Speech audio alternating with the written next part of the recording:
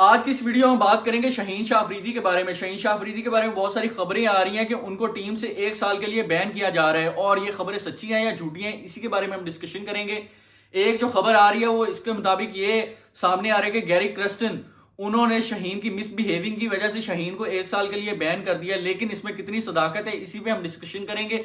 लेकिन उससे पहले अगर आपने हमारे चैनल को सब्सक्राइब नहीं किया हो तो मेक श्योर करें कि चैनल को सब्सक्राइब कर लें और बेल आइकन को प्रेस कर लें। तो शाहीन शाह अफरीदी के बारे में बात करते हैं। शाहीन शाह अफरीदी की अगर हम परफॉर्मेंस की बात करें, 2024 में जब वो वर्ल्ड का कैप्टन बने थे टीम पाकिस्तान के, और उनकी सीरीज थी अगेंस्ट न्यूजीलैंड, उसमें 4-1 से वो हारे थे अगेंस्ट न्यूजीलैंड, और उसके बाद बाबर आजम दोबारा से कप्तान बन गए थे। और उसके बाद अगर हम उनकी परफॉर्मेंस की बात करें तो शाहीन शाह अफरीदी ने तकरीबन 6 मैन ऑफ द मैच बने वो मैचेस में। अगर हम सीरीज की भी बात करें और वर्ल्ड कप की बात करें तो ये कैसे हो सकता है कि शाहीन शाह अफरीदी अपने कंट्री के साथ लॉयल ना हो, बिल्कुल, और वो कोई मिसबिहेव कर रहे हो।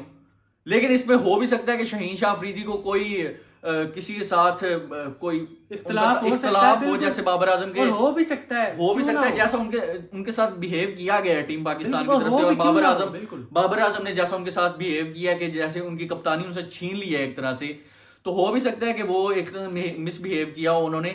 लेकिन इस पे हम पहले तो बात कर लेते हैं शाहीन शाह अफरीदी की परफॉर्मेंस में कोई कमी थी बाबर आजम की कप्तानी में या नहीं, तो वो तलहा बिल्कुल बाबर आजम की कप्तानी में शाहीन शाह अफरीदी ने ना माजी में कभी इस तरह किया है और ना अब किया। इस वर्ल्ड कप में आपको एक मैच ऐसा बताए जिसमें शाहीन ने एक ओवर में 5-6 रन चाहिए था और शाहीन ने खा लिया हो जानबूझ के, या शाहीन ने कोई इस तरह बुरी फील्डिंग की है कि ये बहुत मेन स्कोर था जो शाहीन ने नहीं रोका, या कोई ऐसा छक्का शाहीन ने नहीं रोका, या शाहीन ने किसी मेन प्लेयर को आउट नहीं किया इंडिया वाले मैच में, रोहित शर्मा को आउट किया कि नहीं किया, उसके बाद टेल एंडर्स को आउट किया कि नहीं किया, ओवरऑल पूरे। और उसके बाद आपको लास्ट मैच में 2 बैक टू बैक छक्के मार के आयरलैंड से मैच जितवाया, जो कि हमें लग रहा था कि मैच पाकिस्तान हार जाएगा, वो भी शाहीन ने जितवाया। तो आप ये कैसे कह सकते हैं कि शाहीन शाह अफरीदी ग्रुपिंग कर रहे थे पाकिस्तान टीम में और मैच हरवा रहे थे? उल्टा तो हमें ये दिखाई दे रहा है कि शायद बाबर आजम ने अपने साथ ही ग्रुपिंग की हुई है।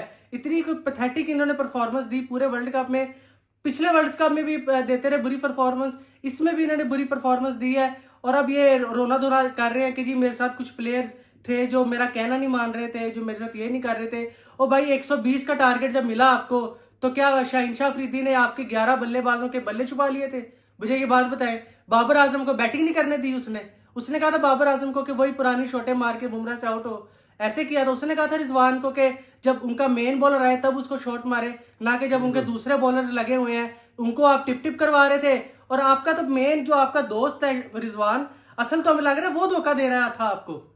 और शाहीन की अगर परफॉर्मेंस की बात करें उसको तो 1 मिनट साइड पे रखता है। ग्रुपिंग में मेरे ख्याल से वो शायद इन्वॉल्व हो, उसकी वजह यह है कि जो उनके सुसर हैं शाहिद अफरीदी, वो भी पास में इन सारी चीजों में इन्वॉल्व रहे हैं। और वहाब रियाज के साथ जो इनकी नई कंट्रोवर्सी सामने आ रही है कि वहाब रियाज ने ना किसी चीज से रोका टोका, ना इन पे कोई लिमिट लगाई कि आप जिस टाइम मर्जी आओ जाओ जो मर्जी करो, तो हो सकता है कि शाहीन अफरीदी इन्वॉल्व हो और जैसा गैरी क्रस्टन कह रहे हैं।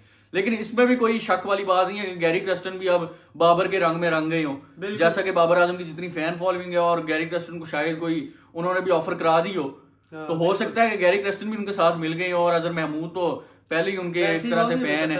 और ये अब शाहीन के अफरीदी की परफॉर्मेंस तो अच्छी रही है, लेकिन हो सकता है कि वो ग्रुपिंग में इन्वॉल्व हो। लेकिन 1 मिनट के लिए शाहीन को तो साइड पे रखें। बाबर आजम ने खुद क्या परफॉर्म किया पूरे वर्ल्ड कप में, और 6 वर्ल्ड कप खा गया बाबर आजम आपके। 6 वर्ल्ड कप में परफॉर्मेंस क्या है बाबर आजम की अभी तक? अगर हम 2021 से बात करें, 2021 में चलो थोड़ी सी परफॉर्मेंस थी बाबर आजम की, सेमीफाइनल तक आप अनबीटन गए, लेकिन उससे पहले ग्रुप स्टेजेस में टीमें कौन सी थी? इंडिया से तो आप जीत गए 152-0। उसके बाद स्कॉटलैंड थी आपकी ग्रुप में, नमीबिया थी आपके ग्रुप में, अफगानिस्तान थी आपके ग्रुप में, और न्यूजीलैंड और अफगानिस्तान से तो आपको आसिफ अली ने जितवाया था एंड पे आके, आपकी बॉलिंग ने और आसिफ अली ने जितवाया था। उसके अलावा आपको किसी ने 2022 में आप फ्लूक से फाइनल में चले गए, फाइनल जिम्बाब्वे से आप हारे, जिम्बाब्वे से, और इंडिया से आप जीता जिताया मैच हारे। ये तो बाबर आजम की परफॉर्मेंस है। सारे थ्रू आउट द टूर्नामेंट जितनी भी हम परफॉर्मेंस देख लें, उस मैच बाबर आजम ने परफॉर्म किया। और 2023 में जिस तरह से आपकी पोल खुली है, 2023 में आप एशिया कप में एक पैथेटिक किस्म की परफॉर्मेंस आपने दी और जलील होकर आप टीम से बाहर निकले। उसके बाद हम वर्ल्ड कप की बात करें, वर्ल्ड कप में आपने कितना जलील हुए। पहले आप बैक टू बैक जीते, उसके बाद जैसे ही आप इंडिया से हारे, उसके बाद आप एक तरह से हारने की लाइन लगा दी। आप अफगानिस्तान से भी हार गए जब हम पास में कभी नहीं हारे।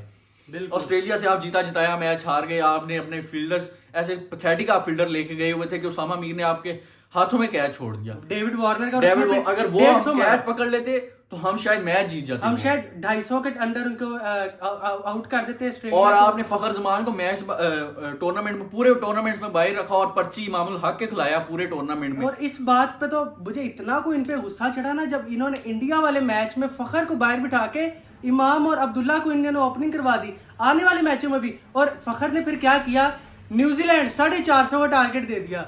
किस प्लेयर ने जितवाया, किसने इनकी इज्जत बचा ली? इन्होंने तो क्लीन स्वीप होना था पूरे टूर्नामेंट में, वो तो न्यूजीलैंड के खिलाफ फखर जमान ने ये टाइम के साथ साथ बाबर आजम नीचे डाउनफॉल पे ही जाते जा रहे हैं। 2021 इनका मेरे ख्याल से सबसे पीक मोमेंट था। उसके बाद ये देखिए अगर जलील होते गए हैं, 2022 में अगर देखिए जिम्बाब्वे से आ रहे, लेकिन चलो फाइनल में चले गए।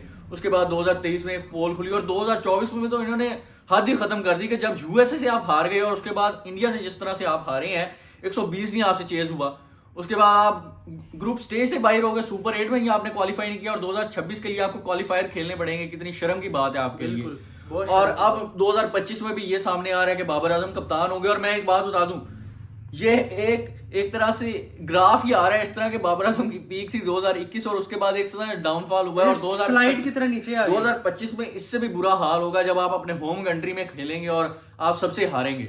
तो बेहतर है कि बाबर आजम रिटायर हो जाएं, अपनी कप्तानी से रिटायर हो जाएं और एज अ प्लेयर खेलें। वो अच्छे प्लेयर हैं, हम फिर कह रहे हैं अच्छे प्लेयर हैं। अगर वो खेलें एज अ प्लेयर, और आप ये बिल्कुल ना सोचें कि हमारी होम ग्राउंड में होगा तो हम जीत जाएंगे। भाई होम ग्राउंड में हमें सी टीमें हरा के गई हैं, बिल्कुल हमें जिम्बाब्वे तक हरा के गई है होम ग्राउंड पे। आप ये ना सोचें कि हमें होम ग्राउंड पे एडवांटेज होगा, कोई एडवांटेज नहीं होगा। ऊपर से हमारा पीसीबी भी बहुत अच्छा है कि जी हमें पिचेस ही नहीं बनानी आती अपने हिसाब की।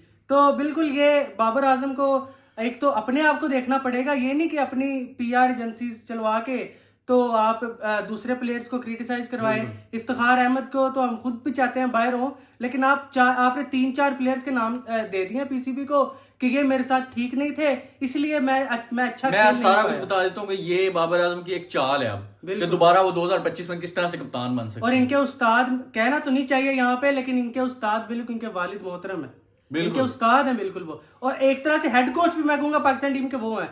अगर वो चाहे ना कि इस प्लेयर को लाना है तो हेलो बाबर बेटा इस प्लेयर को ले आओ, वो प्लेयर मेरी मिन्नतें कर रहा है, वो प्लेयर मेरा पसंदीदा है, उसको ले आओ। शदाब को खिलाए रखो, उसामा मीर अबरार को नहीं खिलाना तुमने बेटा, इसको नहीं खिलाना, ठीक है। ऐसे ऐसे तो ये अब्बू जी करके तो बाबर आजम पे गुस्सा ही सिर्फ इस वजह से आता है क्योंकि वो एक तो खुद के बारे में सोचते हैं और अपने दोस्तों के बारे में सोचते हैं, और दूसरे प्लेयर्स जो डिजर्विंग होते हैं उनको खिलाते ही नहीं। हारना जीतना एक गेम का हिस्सा है, लेकिन उन प्लेयर्स को चांस ही ना देना जो कि डिजर्व करते हो। अबरार अहमद को आप 2 वर्ल्ड कप्स में ले गए हैं, लेकिन उनको आपने चांस कहां पे दिया है? एक मैच बता दें जिसमें उनको आपने प्रॉपर चांस दिया हो, जिसमें आपने उनको खिलाया हो। किसी मैच में आपने उनको खिलाया नहीं, आपने उसको टीम में रखा क्यों है? उसामा मीर जो कि पीएसएल में टॉप विकेट टेकर हैं, उनकी जगह आप शदाब खान को ले जाते हैं जो कि छक्के खाएंगे ना, उनको फिटनेस का ख्याल है, बस वो बादशाह का वजीर है। क्लब क्रिकेट में जाके वो अगला 2-3 विकेटें ले लेता है, बस उसको फिर टीम में ले जाते हैं वो शदाब। इन्हीं घटिया हरकतों की वजह से हम बाबर आजम के अगेंस्ट है, वरना हम भी उनके फैन हुआ करते थे। जितने बड़े हम फैन हुआ करते थे ना, मैं कहता हूँ उतना कोई भी नहीं था, लेकिन हम अब तंग आ चुके हैं यार इस तरह की हरकतें देख के। अगर हमारा दिल उठ चुका है बिल्कुल। अगर आज से 5-6 महीने पहले आप अगर हमारा पॉइंट ऑफ व्यू देखते तो वो बहुत डिफरेंट था। 2023 में भी हम बाबर आजम को बहुत सपोर्ट करते थे, लेकिन 2024 के वर्ल्ड कप में जिस तरह से इनकी पोल खुली है, उसके बाद से हम इतना अगेंस्ट हो गए हैं बाबर आजम के कि अब हमारा दिल करता है कि ये वैसी टीम से रिटायर हो जाए बिल्कुल और अपनी क्रिकेट ही छोड़ दें। तो ये थी हमारी आज की वीडियो। हम उम्मीद करते हैं कि बाबर आजम 2025 की चैंपियंस ट्रॉफी में कप्तान नहीं होंगे, और अगर हो भी जाएं तो अल्लाह का शुक्र होगा कि एक बार फिर उनकी पोल खुलेगी और वो वैसे टीम से रिटायर हो जाएंगे और जान छूट जाएगी पक्की उनके फैंस वीडियो देख रहे हैं तो हमें आपको हर्ट नहीं करना, हमने आपका कोई मकसद नहीं है हमें आपको हर्ट करना। हम आपको एक तरह से दिखा रहे हैं, रियलिटी चेक है ये आपको हम रियलिटी दिखा रहे हैं कि आप भी अपने दिमाग से खुद सोचें कि हम किसी गलत चीज को तो नहीं सपोर्ट कर रहे, आप पाकिस्तान टीम को सपोर्ट नहीं कर रहे, आप सिर्फ एक इंडिविजुअल को सपोर्ट कर रहे हैं, जो कि ऐसा बिल्कुल नहीं करना चाहिए। तो ये थी हमारी आज की video. Hope everyone like it, so make sure to subscribe our channel, like the video, comment on the video and share.